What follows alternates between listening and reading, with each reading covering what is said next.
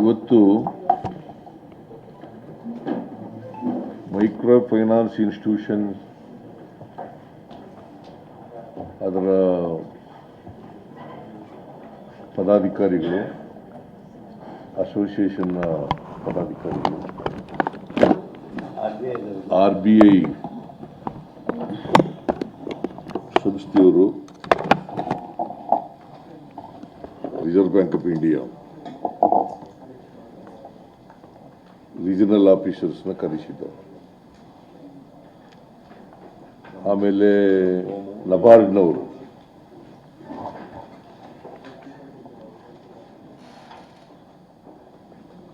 ಜೊತೆಗೆ revenue department, cooperation department, police department, ಆಮೇಲೆ law minister ಮತ್ತು ನಮ್ಮ ಫೈನಾನ್ಸ್ ಡಿಪಾರ್ಟ್ಮೆಂಟ್ನವರು, ಲಾ ಡಿಪಾರ್ಟ್ಮೆಂಟ್ನವರು ಮತ್ತು ಫೈನಾನ್ಸ್ ಡಿಪಾರ್ಟ್ಮೆಂಟ್ನವರು. ಇದರಲ್ಲಿ ಈ ಸಭೆಯಲ್ಲಿ deputy chief minister HK Patil ಅವರು,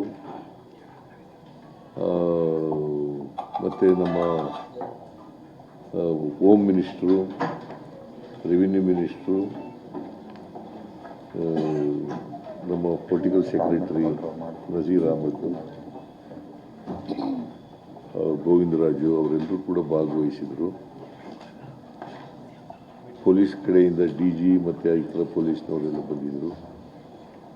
ರೆವಿನ್ಯೂ ಮಿನಿಸ್ಟ್ರು ಇದ್ದರು, ರೆವಿನ್ಯೂ ಅಧಿಕಾರಿಗಳೆಲ್ಲ ಇದ್ದರು, ಫೈನಾನ್ಸ್ ಡಿಪಾರ್ಟ್ಮೆಂಟ್ನವರೆಲ್ಲ ಇದ್ದರು. ನಾನು ಮೊದಲಿಗೆ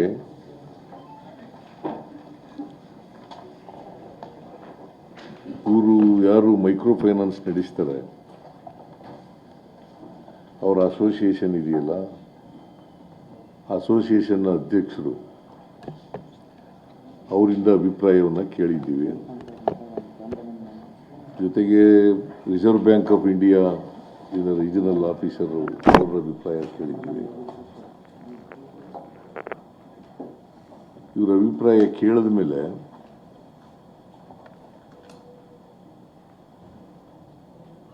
ಯಾರೂ ಕೂಡ ಸಾಲ ಕೊಡಬೇಡಿ ಅಂತ ನಾವು ಹೇಳಲ್ಲ, ವಸೂಲು ಮಾಡಬೇಡಿ ಅಂತ ಹೇಳಲ್ಲ. ಆದರೆ ವಸೂಲು ಮಾಡುವಾಗ ಕಿರುಕುಳ ಕೊಡಬಾರ್ದು, ಯಾರಿಗೂ ಎರಾಶ್ ಮಾಡಬಾರ್ದು.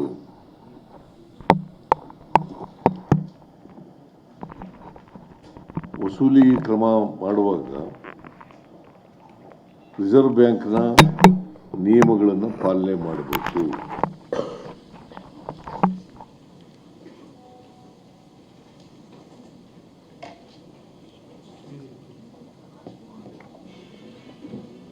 ಕಾನೂನು ಏನು ಹೇಳ್ತದೆ ಅದಕ್ಕಿಂತ ಹೆಚ್ಚಾಗಿ ಬಡ್ಡಿಯನ್ನು ವಸೂಲು ಮಾಡಬಾರ್ದು.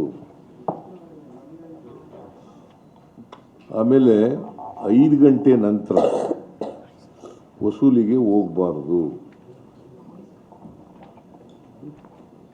ಆಮೇಲೆ ಔಟ್ಸೋರ್ಸಿಂಗ್ ಮಾಡಿ ವಸೂಲು ಮಾಡ್ತಕ್ಕಂಥ ಕ್ರಮವನ್ನು ವಿರೋಧ ಮಾಡಿದ್ದೀವಿ. ಅದನ್ನು ಮಾಡಬಾರ್ದು. ಔಟ್ಸೋರ್ಸಿಂಗ್ ಏನು ಮಾಡ್ತಾರೆ, ಈಗ ಔಟ್ಸೋರ್ಸಿಂಗ್ ಕೊಟ್ಬಿಡೋದು ವಸೂಲಿಗೆ, ಗೂಂಡಾಗಳನ್ನು ಬಳಕೆ ಮಾಡೋದು, ರೌಡಿಗಳನ್ನು ಬಳಕೆ ಮಾಡೋದು, ಅದನ್ನು ಮಾಡಬಾರ್ದು.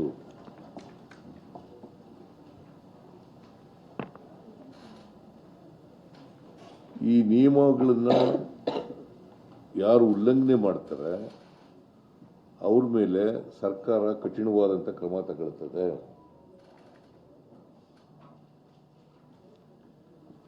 ಜೊತೆಗೆ ಇವತ್ತು ಮೈಕ್ರೋ ಫೈನಾನ್ಸಿಂಗ್ ಇನ್ಸ್ಟಿಟ್ಯೂಷನ್ಗಳಿರ್ಬೋದು, ಮನಿ ಲೆಂಡರ್ಸ್ ಆಕ್ಟ್ ಇರ್ಬೋದು, ಪಾನ್ ಬ್ರೋಕರ್ಸ್ ಆಕ್ಟ್ ಇರ್ಬೋದು,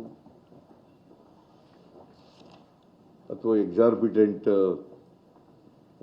ಇಂಟ್ರೆಸ್ಟ್ ವಸೂಲು ಮಾಡ್ತಕ್ಕಂಥ ಕಾನೂನು ಇರ್ಬೋದು. ಈ ಕಾನೂನುಗಳನ್ನು ಉಲ್ಲಂಘನೆ ಮಾಡಿದ್ರೆ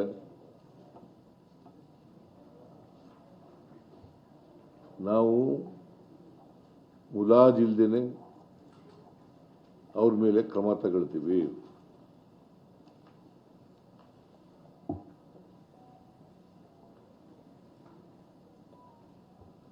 ಸೊ ಆ ಎಚ್ಚರಿಕೆಯನ್ನು ವಾರ್ನಿಂಗ್ ಮಾಡಿದ್ದೀನಿ ನಾನು ಅವ್ರಿಗೆ. ಆ ಎಚ್ಚರಿಕೆಯನ್ನು ನಬಾರ್ಡ್ನವರಿಗೆ, ಮೈಕ್ರೋ ಫೈನಾನ್ಸ್ ಇನ್ಸ್ಟಿಟ್ಯೂಷನ್ನವರಿಗೆ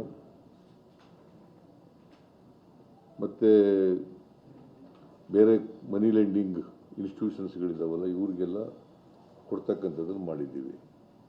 ಈ ಮನಿ ಲೆಂಡಿಂಗು ಕಾನೂನುಗಳಿದ್ದಾವಲ್ಲ ಇವತ್ತು ನಮ್ಮ ರಾಜ್ಯದಲ್ಲಿ, ಅವಕ್ಕೆ ತಿದ್ದುಪಡಿ ಮಾಡಬೇಕಾದ್ರೆ ಕೂಡಲೇ ತಿದ್ದುಪಡಿಗಳನ್ನು ಮಾಡ್ತೀವಿ. ಅವುಗಳನ್ನು ಇನ್ನೂ ಬಲಯುತವಾಗಿ ಮಾಡಬೇಕಾದ್ರೆ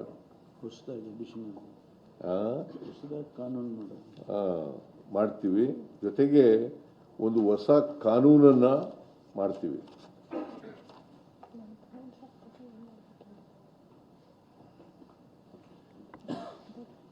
ಹೊಸ ಕಾನೂನನ್ನು ಮಾಡ್ತೀವಿ.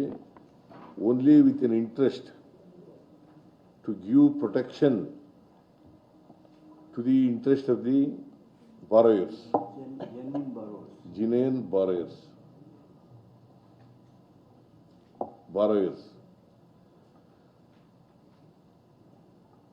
ಮತ್ತೆ ಲೈಸೆನ್ಸ್ ಇಲ್ಲದೇನೆ ಯಾರು ಕೂಡ ಮನಿ ಲೆಂಡಿಂಗ್ ಮಾಡಕೂಡದು.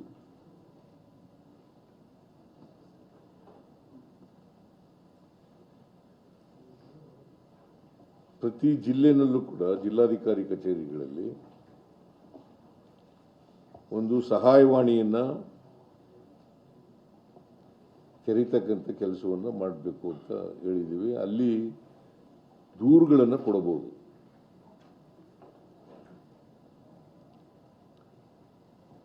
ಆ ದೂರುಗಳ ಮೇಲೆ ಪೊಲೀಸ್ನವರು ದೂರುಗಳನ್ನು ಕೊಟ್ಟರೆ ಅಥವಾ ಸುವೋಮೋಟೋ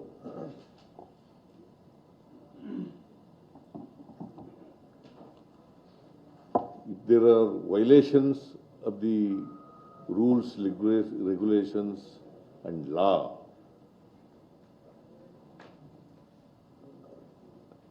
anta kade suwomoto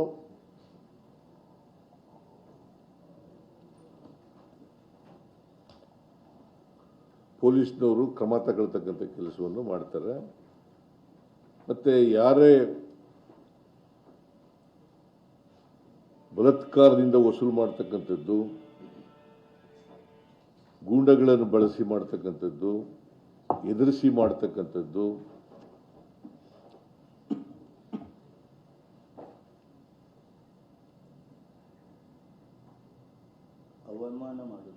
ಅವಮಾನ ಮಾಡ್ತಕ್ಕಂಥದ್ದು, ಅಗೌರವ ಮಾಡ್ತಕ್ಕಂಥದ್ದು,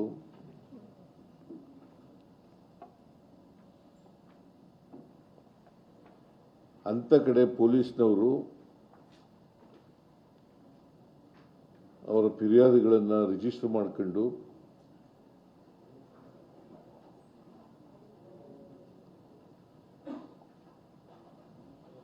ಕಾನೂನು ರೀತಿಯ ಕ್ರಮ ತಗೊಳ್ತಕ್ಕಂಥ ಕೆಲಸವನ್ನು ಪೊಲೀಸ್ನವರು ಮಾಡಬೇಕು ಅಂತೇಳಿ ತೀರ್ಮಾನ ಮಾಡಿದ್ದೀವಿ. ಮತ್ತೆ ನಾವೇನು ಹೊಸ ಕಾನೂನು ಮಾಡಬೇಕು ಅಂತ ಮಾಡಿದ್ದೀವಿ, ಆ ಕಾನೂನನ್ನು ಕೂಡಲೇ ಮಾಡ್ತೀವಿ. ಅದನ್ನು ಲಾ ಡಿಪಾರ್ಟ್ಮೆಂಟ್ನವರು, ರೆವಿನ್ಯೂ ಡಿಪಾರ್ಟ್ಮೆಂಟು, ಫೈನಾನ್ಸ್ ಡಿಪಾರ್ಟ್ಮೆಂಟು ಮತ್ತು ಹೋಮ್ ಡಿಪಾರ್ಟ್ಮೆಂಟ್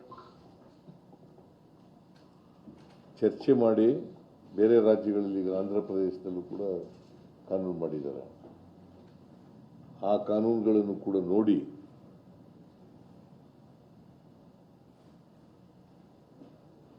ಕೂಡಲೇ ಆ ಕಾನೂನನ್ನು ಸುಗ್ರೀವಾಜ್ಞೆ ಮೂಲಕ ಮಾಡ್ತಕ್ಕಂಥದ್ದನ್ನು ಮಾಡ್ತೀವಿ.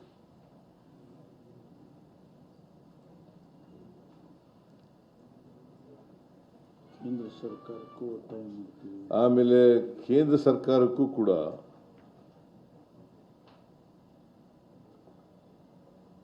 ಈ ಕಿರುಕುಳವನ್ನು ತಪ್ಪಿಸಲಿಕ್ಕೆ,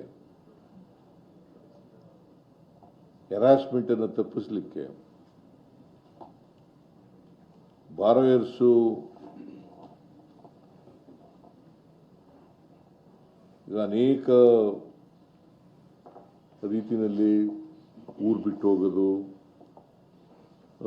ಆತ್ಮಹತ್ಯೆ ಮಾಡ್ಕೊಳ್ತಕ್ಕಂಥದ್ದು, ಅಥವಾ ಬೇರೆ ಇನ್ಯಾವುದೇ ರೀತಿಯಲ್ಲಿ ಕಿರುಕುಳ ಅನುಭವಿಸ್ತಕ್ಕಂಥದ್ದು, ಇದಕ್ಕೆಲ್ಲ ತಡೆ ಮಾಡಲಿಕ್ಕೆ ಕೇಂದ್ರ ಸರ್ಕಾರನೂ ಕೂಡ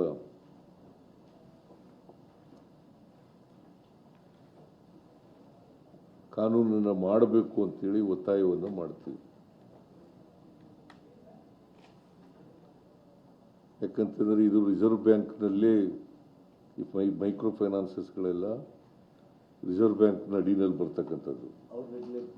ಅವ್ರು ರೆಗ್ಯುಲೇಟ್ ಮಾಡ್ತಾರೆ.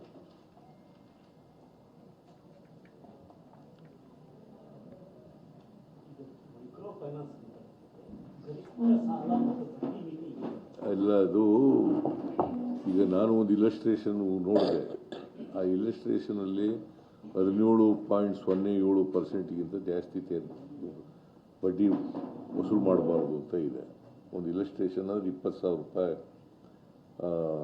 ಸಾಲ ಕೊಟ್ಟರೆ ಅದು ಏನಾಗುತ್ತೆ, ಕೆಲವು ಎಕ್ಸಾರ್ಬಿಟೆಂಟಾಗಿ 21%, 24%, 29%, 28% ಈ ಥರ ಮಾಡ್ತಾ ಇದ್ದಾರೆ. ಅದರ ನಿಯಂತ್ರಣ ಇಲ್ಲ.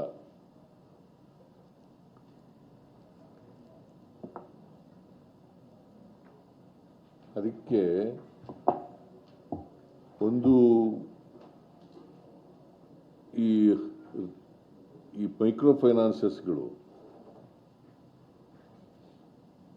ಈಗ ರಿಸರ್ವ್ ಬ್ಯಾಂಕ್ನವರೇ ಅಲೋ ಮಾಡಿಬಿಟ್ಟಿದ್ದಾರೆ.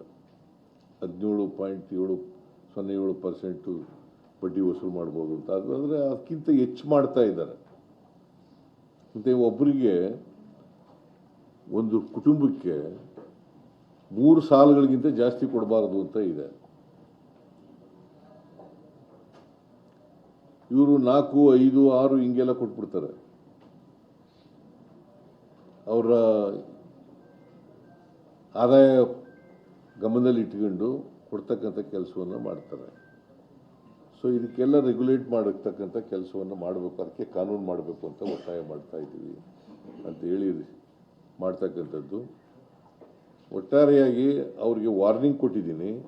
ಇವೇನಾದರೂ ವೈಲೇಟ್ ಆಗಿ ನೀವು ಮೈಕ್ರೋ ಫೈನಾನ್ಸಸ್ಸು ಮತ್ತು ರಿಸರ್ವ್ ಬ್ಯಾಂಕ್ನವರು ಅವರು ರೆಗ್ಯುಲೇಟ್ ಮಾಡದೆ ಹೋದರೆ the state government will step ಇನ್.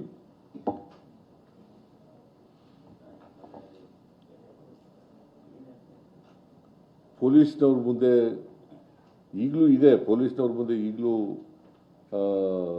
ದೂರುಗಳು ಕೊಟ್ಟರೆ ಅವ್ರ ಮೇಲೆ ಕ್ರಮ ತಗೊಳ್ತಕ್ಕಂಥ ಅವಕಾಶ ಇದೆ. ಆದರೆ ಅದಕ್ಕೆ ಕಾನೂನು ಮಾಡ್ತಾ ಇದ್ದೀವಿ. ನಾವು ಒಂದು ಹೊಸ ಕಾನೂನನ್ನು ಮಾಡ್ತಾ ಇದ್ದೀವಿ. in order to protect the interest of the borrowers, either under the microfinance institutions or under any money lending institution. ಇದುವರೆಗೆ ಎಷ್ಟು ಕಂಪನಿಗಳು ಎಷ್ಟು ಸಾಲವನ್ನು ಎಷ್ಟು ಜನ ಕೊಟ್ಟಿರೋ ಮಾಹಿತಿ ಈಗ ಸುಮಾರು 39,000ಕ್ಕಿಂತ ಹೆಚ್ಚು ಔಟ್ಸ್ಟ್ಯಾಂಡಿಂಗ್ ಲೋನ್ ಇದೆ ಅಂತ ಎಲ್ಲ ಹೇಳ್ತಾ ಇದ್ದಾರೆ. 39,000ಕ್ಕಿಂತ ಹೆಚ್ಚು. ಕೈ ಸಾಲ ಅಲ್ಲಪ್ಪ, 59,000 ನಂಬರ್ ಆಫ್ ಸಾರಿ, ಇದು ಹಣ ಸರ್ 59,367. ಇದು ಅಮೌಂಟ್ ಔಟ್ಸ್ಟ್ಯಾಂಡಿಂಗ್ ಇನ್ ಕ್ರೋರ್ಸ್ 59,367.76, 76 ಲಕ್ಷ. 59,367 ಕೋಟಿ 76 ಲಕ್ಷ. ಇದು number of outstanding accounts 1,09,88,332. 1,09,88,332.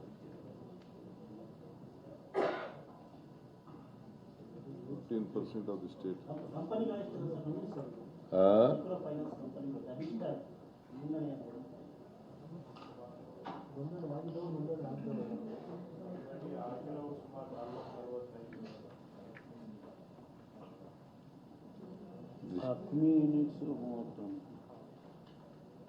Number of branches 3,090.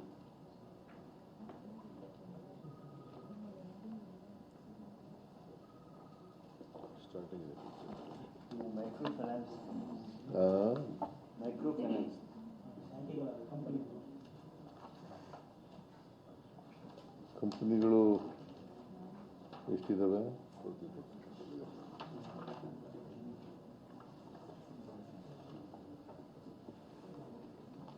MFI 31 ಇದೆ. District AMFI 31. ಸಾಹೇಬ್ ಹೇಳ್ದಂಗೆ 33,090 ಬ್ರಾಂಚ್ಗಳಿದ್ದಾವೆ. ಎಂಪ್ಲಾಯೀಸು 37,967 ಇದ್ದಾರೆ. ಅಕೌಂಟು 1,09,00,000. 88,330. ಔಟ್ಸ್ಟ್ಯಾಂಡಿಂಗ್ ಹೇಳಿದ್ದಾರೆ. ಇವೆಲ್ಲ ರಿಜಿಸ್ಟರ್ಡ್ ಅಲ್ಲ ಸರ್, ಎಷ್ಟು ರಿಜಿಸ್ಟರ್ಡ್ ಅನ್ರಿಜಿಸ್ಟರ್ಡ್ ಯಾವುದು ಸರ್? ರಿಜಿಸ್ಟರ್ಡ್ ಭಾಳ ಇದ್ದಾವೆ. ಅದೇ ಇರೋದು ಅಧಿಕೃತ ಇರೋದೇ ಭಾಳ ಸಮಸ್ಯೆ. ಅನಧಿಕೃತ ಅದರದೇ ಸಮಸ್ಯೆ. ಅದರದ್ದೇ ಸಮಸ್ಯೆ ಇರೋದು ಈಗ. ಅದಕ್ಕೆ ಈ ಕಾನೂನು ತರ್ತಾ ಇರೋದು ನಾವು. ಈ ಕಾನೂನು ತರ್ತಾ ಇರೋದು ಟು ರೆಗ್ಯುಲೇಟ್ ಅನ್ರಿಜಿಸ್ಟರ್ಡ್ ಇದಾವೆಲ್ಲ ಫೈನಾನ್ಷಿಯಲ್ ಇನ್ಸ್ಟಿಟ್ಯೂಷನ್ಸು ಅವನ್ನ ಕಂಟ್ರೋಲ್ ಮಾಡೋಕ್ಕೋಸ್ಕರ. ಯಾವ ಯಾವ ಆಕ್ಟಿವ್ ಇಲ್ಲಪ್ಪ ಅದಕ್ಕೆ. ನೀವು ಕೇಳ್ತಿರಲ್ಲ, ಏನು ಕೇಳೋದು ಇನ್ಫಾರ್ಮೇಶನ್ ಇಲ್ಲದೆ ತಕ್ಷಣ ಒಂದೇನೋ ಅಂತ ಕೇಳ್ತಿರಲ್ಲ. ಹೌದು, ಕ್ರಿಮಿನಲ್ ಕೇಸ್ ಹಾಕಕ್ಕೆ ಹೇಳಿದ್ವಿ.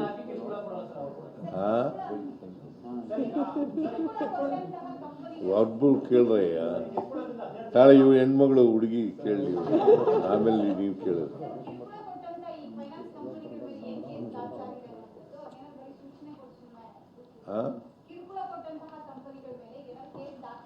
ಹೌದಪ್ಪ, ಕಂಪ್ನಿ ದೂರು ಕೊಟ್ರೆ ಅವ್ರ ಮೇಲೆಲ್ಲ ಕ್ರಮ ತಗೋತೀವಿ. ಈಗ 7 ಕೇಸ್ ಆಗಿದೆ ಇಲ್ಲಿ. ಹೋಮ್ ಮಿನಿಸ್ಟ್ರು, DG, ಕಮಿಷನರ್ಗಳು ಎಲ್ಲ ಯಾಕೆ ಕುಣಿಸ್ಕೊಂಡಿದ್ದೀವಿ? ಸಾಯಂಕಾಲದಷ್ಟೊತ್ತಿಗೆ ತೆಗೆದು ಒಳಗೆ ಹಾಕಿ ಅಂತ ಹೇಳಿದ್ದೀವಿ. ಸರ್, ಇದುವರೆಗೆ ಒಟ್ಟು 4 ಜನ ಆತ್ಮಹತ್ಯೆ ಮಾಡ್ಕೊಂಡಿದ್ದೀವಿ. 4 ಜನ ಮಾಡಿ ಸತ್ತಿರೋದು 4 ಜನ. ಮತ್ತೆ ಬೇರೆ ಕೆಲವು ಮನೆ ಬಿಟ್ಟು ಹೋಗಿರೋ ಪ್ರಕರಣಗಳು ಅದೆಷ್ಟಾಗಿದೆ, ಕೆಲವು ನೋಟಿಸ್ ಕೊಟ್ಟಿದ್ದಾರೆ, ಕೆಲವು ಊರು ಬಿಟ್ಟಿದ್ದಾರೆ. ಅದಕ್ಕೆಪ್ಪ ಮೊದಲು ಈ ಔಟ್ಸೋರ್ಸಿಂಗ್ ಮಾಡ್ತಾ ಇದ್ದಾರಲ್ಲ, ರಿಕವರಿಗೆ ಔಟ್ಸೋರ್ಸಿಂಗ್ ಮಾಡಿ ರಿಕವರಿಗೆ ಕಳಿಸ್ತಾ ಇದ್ದಾರೆ. ಇದನ್ನು ಬ್ಯಾನ್ ಮಾಡ್ತಕ್ಕಂಥದ್ದು ಮಾಡ್ತಾರೆ. ಅದಕ್ಕೆ ಒಂದು ಕಾನೂನು ಮಾಡ್ತಾ ಇದ್ದೀವಿ. ಕಾನೂನು ಮಾಡಿ ಇಂಥವೆಲ್ಲನೂ ಕೂಡ ಯಾವ್ಯಾವ ಇಲ್ಲೀಗಲ್ ಆಗಿದ್ದಾವೆ, ಇಲ್ಲೀಗಲ್ ಆಗಿ ವಸೂಲಿ ಮಾಡ್ತಕ್ಕಂಥ ವಿಧಾನಗಳನ್ನು ಅನುಸರಿಸ್ತಾ ಇದ್ದಾರೆ, ಅವೆಲ್ಲನೂ ಕೂಡ ನಿಲ್ಲಿಸ್ತಕ್ಕಂಥ ಕೆಲಸ ಮಾಡ್ತಾರೆ. ಈಗ ತಾವು ತರ್ತಾ ಇರೋ ಕಾನೂನಲ್ಲಿ ಯಾವ ಅಂಶಗಳು ಕಿರುಕುಳ ಆಗೋದನ್ನು ತಪ್ಪಿಸ್ತವೆ ಅಂತ, ಆ ಥರ ಪರಿಣಾಮಕಾರಿ ನಿಯಮಗಳು ಯಾವ್ದಾದ್ರು ಇದೆ ಸರ್? ಈಗ ರಿಕವರಿ ಆಗಿ ಅವಮಾನ ಆಗಿ ಸೂಸೈಡ್ ಮಾಡ್ಕೊಳ್ತಕ್ಕಂಥದ್ದು, ಅವರಿಗೆ ಈಗ 5 ಗಂಟೆ ಮೇಲೆ ಹೋಗಿಲ್ಲ ಅಂತ ಇದ್ದಾರೆ. 5 ಗಂಟೆ ಮೇಲೆ ಹೋಗಿ ವಸೂಲು ಮಾಡಲಿಕ್ಕೆ ಹೋಗೋದು, ಆಮೇಲೆ ಸೀಜ್ ಮಾಡೋದು, ಬೀಗ ಹಾಕೋದು, ಇಂಥವೆಲ್ಲನೂ, ಆಮೇಲೆ ಊರು ಬಿಟ್ಟು ಹೋಗ್ತಕ್ಕಂಥದ್ದು, ಇಂಥವನ್ನೆಲ್ಲ ಬಲಾತ್ಕಾರ ಮಾಡೋದ್ರಿಂದ ತಾನೇ ಅವರೆಲ್ಲ ಹೋಗೋದು. ಇವನ್ನೆಲ್ಲ ನಿಲ್ಲಿಸಲಿಕ್ಕೆ ಇವೆಲ್ಲ ಕಾನೂನು ಮಾಡ್ತಾರೆ. ಈಗ ಎಲ್ಲ ಇಷ್ಟು ಇನ್ಸಿಡೆಂಟ್ ಆಗಿರೋಂಥ ಹಿನ್ನೆಲೆಯಲ್ಲಿ ಎಷ್ಟು ಕಂಪ್ನಿ ವಿರುದ್ಧ ಕೇಸ್ ದಾಖಲಾಗಿದೆ ಸರ್? ಏನು ಕ್ರಮ ಆಗಿದೆ? ಈಗಾಗಲೇ 7 ಕೇಸ್ಗಳು ಆಗಿದ್ದಾವೆ. ಇಲ್ಲಿವರೆಗೆ 7 ಕೇಸ್ ಆಗಿದ್ದಾವೆ ಸರ್. ಅವ್ರ ಮೇಲೆ ಏನು ಕ್ರಮ ಆಗಿದೆ? ಈಗ 7 ಕೇಸ್ ದೂರು ದಾಖಲಾಗಿದ್ದಾವಲ್ಲ ಸರ್, ಅವ್ರ ಮೇಲೆ ಏನು ಕ್ರಮ ಆಗಿದೆ ಅಂತ? ಇಲ್ಲ, ಪೊಲೀಸ್ಗೆ ಪವರ್ ಇಲ್ವಾ ಅಥವಾ ಯಾವ ರೀತಿ ಅಂತ? ಅದಕ್ಕೆ ಕಾನೂನು ಮಾಡ್ತಾ ಇರೋದಪ್ಪ. ಈ ಕಾನೂನು ಮಾಡಿ ಕಠಿಣವಾಗಿ ಸ್ಟಿಂಜೆಂಟ್ ಲಾ ಮಾಡ್ತಾ ಇದ್ದೀವಿ. ನಮ್ಮ ಶಿಕ್ಷೆ ಅನ್ನೋದು ಇರುತ್ತಾ ಅಥವಾ ಮಾನಿಟರಿ ಶಿಕ್ಷೆ ಮಾತ್ರ ಇರುತ್ತಾ ಸರ್? ಈ ಥರ ಯಾರಾದರೂ ಕಿರುಕುಳ ಕೊಟ್ಟವರಿಗೆ ಕಂಪ್ನಿ ಕ್ಲೋಸ್ ಮಾಡುವಂಥದ್ದು ಏನಾದರೂ ಆಗುತ್ತಾ? ಅದನ್ನ ಕಾನೂನಲ್ಲಿ ಯೋಚನೆ ಮಾಡಿ ಅಂದ್ರೆ ನಮ್ಮ ಕಠಿಣ ಕ್ರಮ ಕೈಗೊಂಡ್ರೆ ಅಟ್ಲೀಸ್ಟ್ ಎದುರ್ತಾರೆ ಅನ್ನೋದು ಕೂಡ ಒಂದು ಅಭಿಲಾಷೆ ಸರ್. ಯಾಕಂದ್ರೆ ಈಗ ಎದುರಿಸಲಿಕ್ಕೆ ಮಾಡೋದು. ಆತ್ಮಹತ್ಯೆ ಮಾಡ್ಕೊಂಡು ಕೂಡ ಏನು ಸಾಲ ಕೊಡೋರಿಗೆ ಹರಾಸ್ಮೆಂಟ್ ಕ್ರಮಗಳನ್ನು ಉಪಯೋಗಿಸಬಾರ್ದು ಅಲ್ವಾ? ವಸೂಲಿ ಮಾಡುವಾಗ ಅವರಿಗೆ ಕಿರುಕುಳ ಕೊಡ್ತಕ್ಕಂಥ ರೀತಿಯಲ್ಲಿ ಮಾಡಬಾರ್ದು.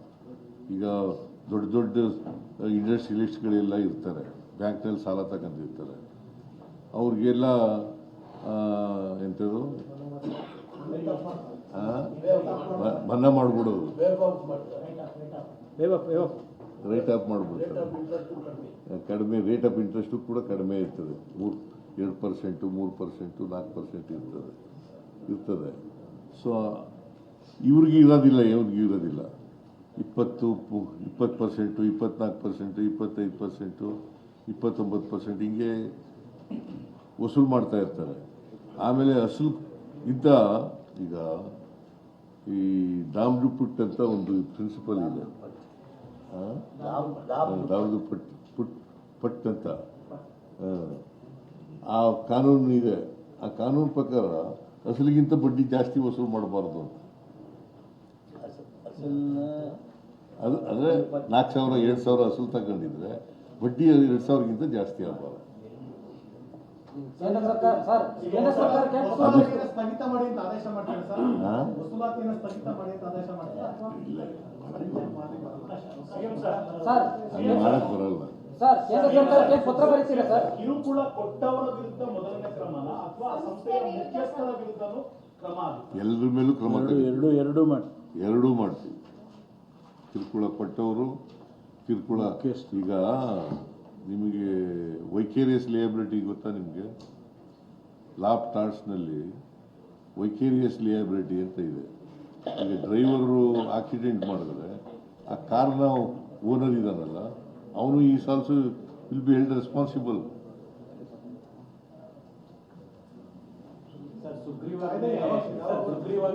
ಇಮಿಡಿಯೇಟ್ ಮಾಡ್ತೀವಿ. ಅದು ಈಗ ಅವ್ರು ಲಾ ಮಾಡಿದ ತಕ್ಷಣ ಕ್ಯಾಬಿನೆಟ್ ತಗೋಬೋದು. ಕ್ಯಾಬಿನೆಟ್ ಮುಂದೆ ಮಂಡಿಸಿ ಆಮೇಲೆ ಸುಗ್ರೀವಾಜ್ಞೆ ಮಾಡ್ತಾರೆ.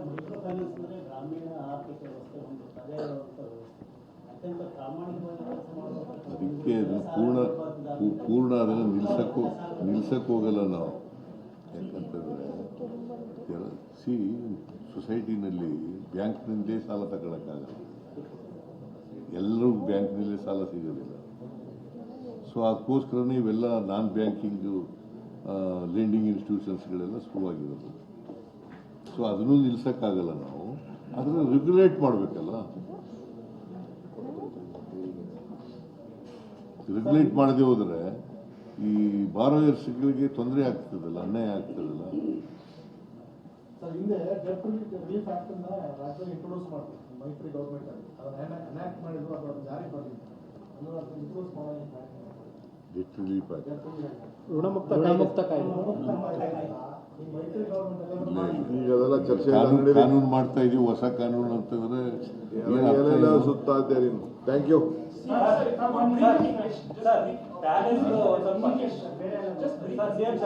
ಪ್ಯಾಲೇಸ್ ಟು TDR ಮತ್ತೆ ಅವರು ಪ್ರೆಸ್ ಮೀಟ್ ಎಲ್ಲ ಮಾಡಿ ರಾಣಿಯವರು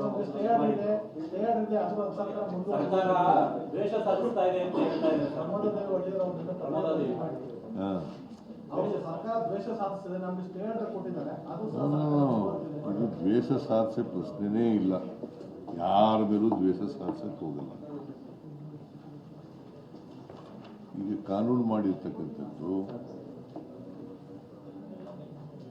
ಈಗ ಎಕ್ಸಾರ್ಬಿಟೆಂಟ್ TDR ಕೊಡಬೇಕು ಅಂತ ಇದೆಯಲ್ಲ, ಅದನ್ನು ಕೊಟ್ಟರೆ ಏನಾಗ್ತದೆ, ಮುಂದಿನ ಅಭಿವೃದ್ಧಿಗೆ ತೊಂದರೆ ಆಗ್ತದೆ.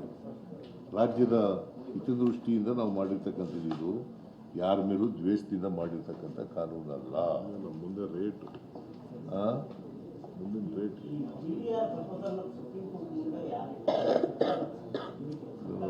ಸುಪ್ರೀಂ ಕೋರ್ಟ್ ಏನಾರ ಮಾಡಲಿರಿ. ಈಗ 15 ಎಕರೆ 37 ಗುಂಟೆಗೆ 3,014 ಕೋಟಿ ಅಂತಂದ್ರೆ ಎಷ್ಟಾಯ್ತು? ಒಂದು ಎಕರೆಗೆ 200 ಚಿಲ್ಲರೆ ಕೋಟಿ ಆಯಿತು. ಒಂದು ಎಕರೆಗೆ 200 ಚಿಲ್ಲರೆ ಕೋಟಿ ಬೆಂಗಳೂರಲ್ಲಿ ಎಲ್ಲರೂ ಇದೆಯಾ? ಮತ್ತೆ ಇದು ಕೊಟ್ಟರೆ ಏನಾಗುತ್ತೆ? ಸರ್ಕಾರಕ್ಕೆ ಪರಿಣಾಮ ಏನಾಗುತ್ತೆ? ಒಂದು, ಜನರ ಮೇಲೆ ಏನು ಪರಿಣಾಮ ಬೀರ್ತದೆ? ಎರಡನೇದು, ಅಭಿವೃದ್ಧಿ ಮೇಲೆ ಏನು ಪರಿಣಾಮ ಬೀರ್ತದೆ? ಸೊ ಅದಕ್ಕೋಸ್ಕರ ಮಾಡ್ತಾ ಇದೀವಿ ಹೊರತು ದ್ವೇಷದಿಂದ ಅಲ್ಲ. ಯಾರ ಮೇಲೂ ದ್ವೇಷ ಇಲ್ಲ.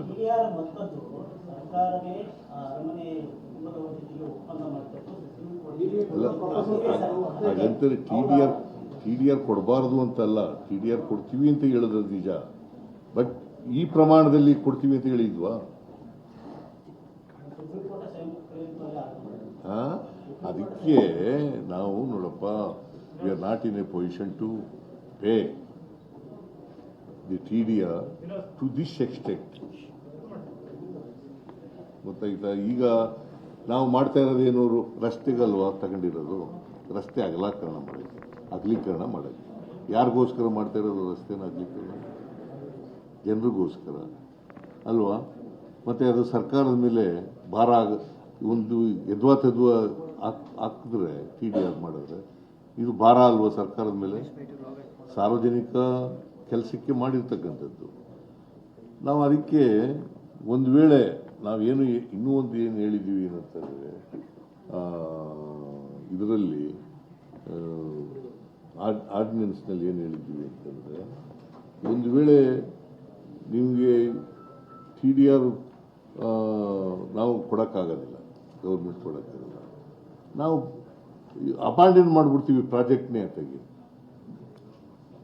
ಬೇಡಿಕೆ ಬೇಡ ನಮಗೆ ಪ್ರಾಜೆಕ್ಟ್. ಈಗ ನೀವು ಅವ್ರಿಗೆ ಕೊಟ್ಬಿಟ್ಟು ಈಗ ಟೈಟ್ಲ್ ಇಶ್ಯೂ ಇತ್ಯರ್ಥ ಆಗಿಲ್ಲ. ನಾವು ಅದನ್ನು ಮಾಡೋದನ್ನ ಬಿಡೋದನ್ನ ಅವ್ರ ಜಾಗ ತಗೊಳ್ಳೋದನ್ನ ಬಿಡೋದನ್ನ ಸರ್ಕಾರ ಸಂಪೂರ್ಣ ಆಲ್ಟರ್ನೇಟಿವ್ ಏನಾದ್ರು ಇದೆಯಾ sir? Alternative tunnel road alternative ಆಗಿ ಏನಾದ್ರು ಪ್ಲಾನ್ ಮಾಡಿದ್ದೀರಾ ಅಂತ? ಏನು ಪ್ಲಾನು? ವೈಡನಿಂಗ್ ಬೇಡ ಅಂತ ಪ್ರಾಜೆಕ್ಟ್ ಟೈಪ್ ಇಟ್ಮೇಲೆ ಆಲ್ಟರ್ನೇಟಿವ್ ಆಗಿ ಟನಲ್ ರೋಡ್ ನೋಡೋಣ. ಈಗ ಮೇನ್ ಮ್ಯಾಟರ್ ಇತ್ಯರ್ಥ ಆಗಿಲ್ವಲ್ಲ? ಮೇನ್ ಮ್ಯಾಟರ್ ಇತ್ಯರ್ಥ ಆಗಿದೆಯಾ? ನಮಗೆ ಹೈಕೋರ್ಟ್ನಲ್ಲಿ ನಮ್ಮ ಪರ ಆಗಿದೆ, ಸುಪ್ರೀಂ ಕೋರ್ಟ್ಗೆ ಹೋಗಿದ್ದಾರೆ ಅವರು. ಸುಪ್ರೀಂ ಕೋರ್ಟ್ನಲ್ಲಿ ಸ್ಟೇಟಸ್ ಕೋ ಬಿ ಮೇಂಟೈನ್ಡ್ ಅಂತ ಹೇಳಿದ್ದಾರೆ. That means to say title issue is not been decided by the supreme court. So ಅದರಿಂದ ನೋಡಿ, ಯಾರ ವಿರುದ್ಧನೂ ದ್ವೇಷ ಇಲ್ಲ. ಮುಂದಿನ ದಿನಗಳಲ್ಲಿ ನಮ್ಮ ಅಭಿವೃದ್ಧಿಗೆ ತೊಂದರೆ ಆಗಬಾರ್ದು, ರಾಜ್ಯದ ಅಭಿವೃದ್ಧಿಗೆ ತೊಂದರೆ ಆಗಬಾರ್ದು ಅನ್ನೋ ಕಾರಣದಿಂದ ಮಾಡಿದ್ದೀವಿ ಹೊರತು ಬೇರೆ ಏನಲ್ಲ. ಇದು 96ನಲ್ಲೇ ಅಕ್ವೈರ್ ಆಗಿರೋದು, 96ನಲ್ಲಿ. ಅದಾದಮೇಲೆ ಚಾಲೆಂಜ್ ಮಾಡಿದ್ರು ಹೈಕೋರ್ಟ್ನಲ್ಲಿ ನಮ್ಮ ಪರ ಆಗಿದೆ. ಅದ್ರ ಮೇಲೆ ಸುಪ್ರೀಂ ಕೋರ್ಟ್ಗೆ ಹೋಗಿದ್ದಾರೆ. ಸುಪ್ರೀಂ ಕೋರ್ಟ್ನಲ್ಲಿ ಸ್ಟೇಟಸ್ ಕೋ ಮೇಂಟೈನ್ ಮಾಡಬೇಕು ಅಂತ ಹೇಳಿದ್ದಾರೆ.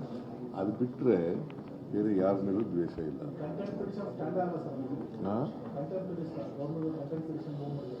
ಯಾವುದು ನೋಡೋಣ, ಅದಕ್ಕೆ ಕೋರ್ಟ್ನಲ್ಲಿ ನಾವು ಫೈಟ್ ಮಾಡ್ತಾ ಇದ್ದೀವಿ, ನೋಡೋಣ. Okay, thank you.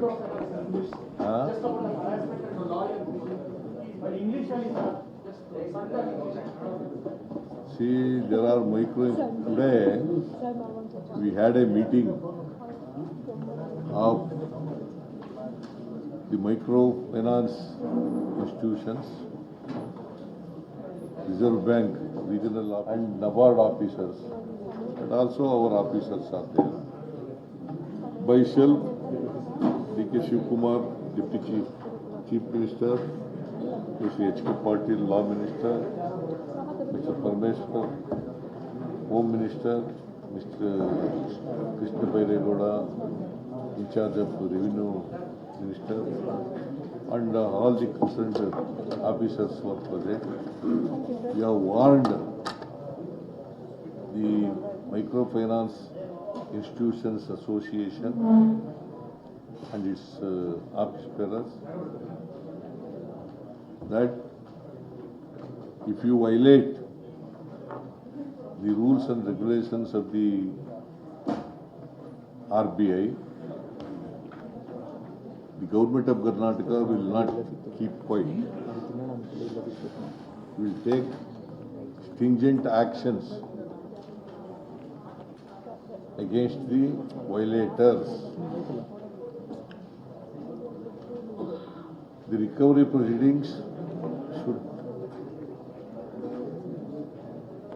be in accordance with the provisions of the RBI guidelines.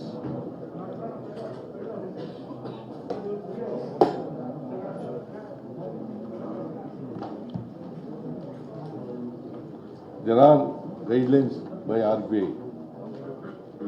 I do not want to read all those guidelines. But these guidelines should be followed by the microfinance institutions. and the Reserve Bank should also monitor these guidelines. And we will going to amend the existing laws, and also we will bring new legislation in order to protect the interest of the borrowers, genuine borrowers, by the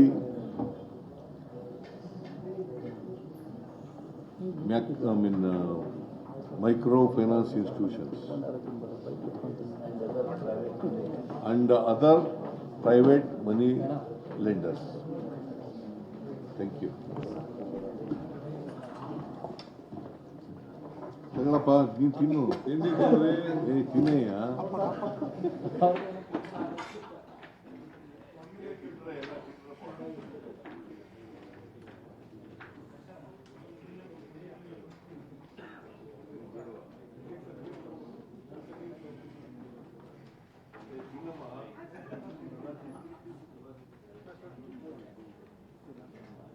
Immediately we will bring a new law and ordinance will be issued. Please make it.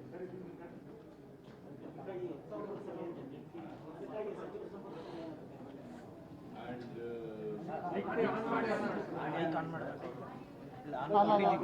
the districts.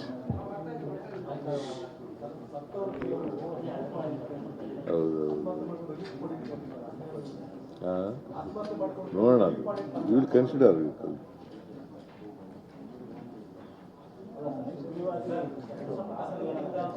In all the district headquarters, we are going to open a helpline,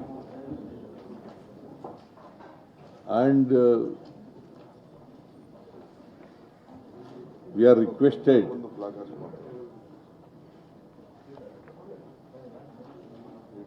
those who are suffered by the microfinance institutions, immediately they should lodge a complaint before the police.